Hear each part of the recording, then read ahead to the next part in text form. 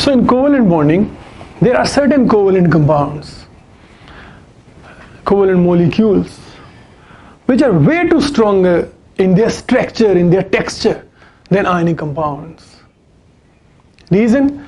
Because they are not simple molecular, that in between one molecule and another molecule there is no strong bond, and they are dependent on poor van der Waals forces or other forces, intermolecular forces.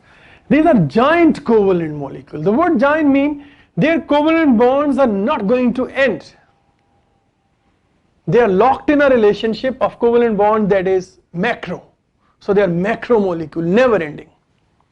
Like diamond, like graphite, like silicon oxide, like silicon carbide, like many more. And these macro covalent molecules are giant covalent structures, like diamond, graphite, like quartz. They are covalent, but their covalent bonds are not going to end. Look at the carbon in the center, has 4 carbon around it, and each carbon has 4 carbon around it, and it grows like billions and billions of atoms. Remember, an atom is so small a thing, a full stop can contain trillions. Just imagine the extent of covalent bonds they have if they are in a relationship that is going to finish and not finish ever. Like diamond, like graphite. Look at each carbon atom locked with 4. Similar bond lengths, similar atoms, similar strength of the covalent bonds. So the diamond is the hardest of things known to the mankind by naturally occurring things. That is why diamond is used in tips of the drill machine. If crude oil is oozing out, being drilled out, because diamond studded drills are going in and coming out. So many other ways diamond is used as a cutting tool.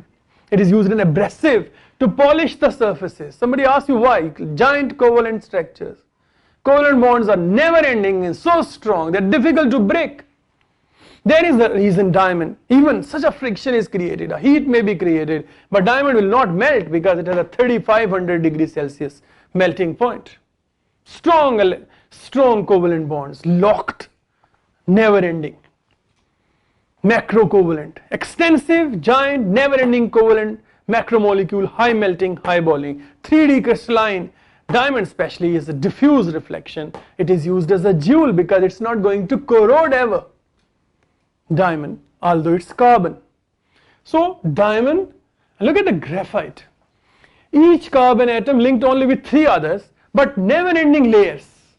And these layers are sliding out at each other because there is no genuine 4th covalent bond, and they are just lying at each other. So slippery, so flaky that you use graphite in your pencil lead. When you write, layers are transformed on the paper basically. That is why it is used as a pencil lead.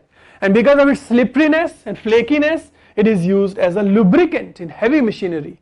Because huge heavy machinery of that Bob the Builder, CAT, excavators and you call them graders, their engines, huge temperature they create, but graphite lubes are not going to vaporize and make the engine stuck or seize.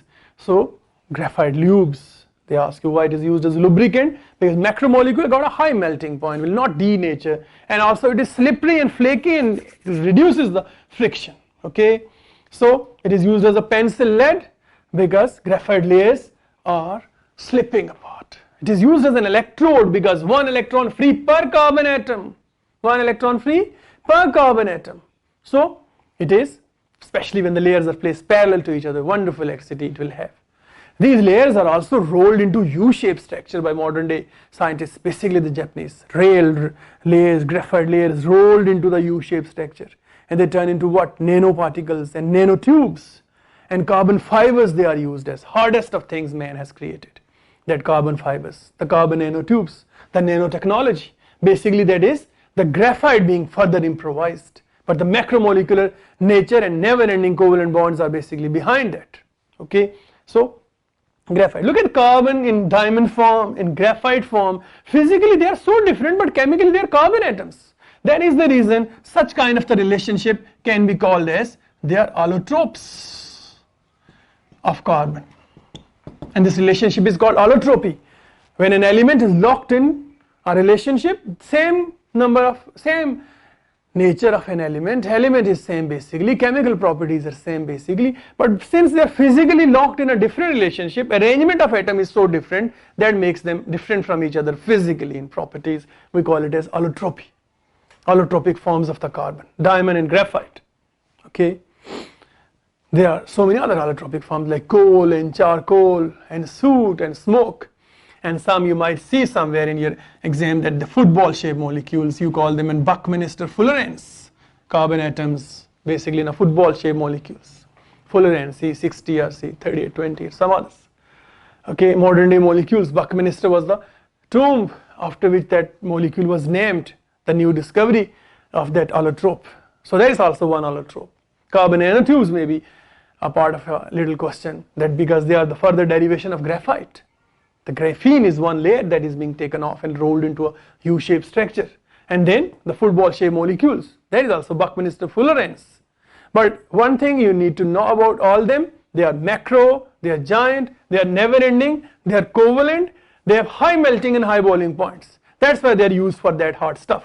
Okay, quartz for example in pots and cooking utensils. Okay, diamonds uses because of its hardness and drills and abrasive, and graphite was lubes and all that. So macromolecular covalent, they have huge uses.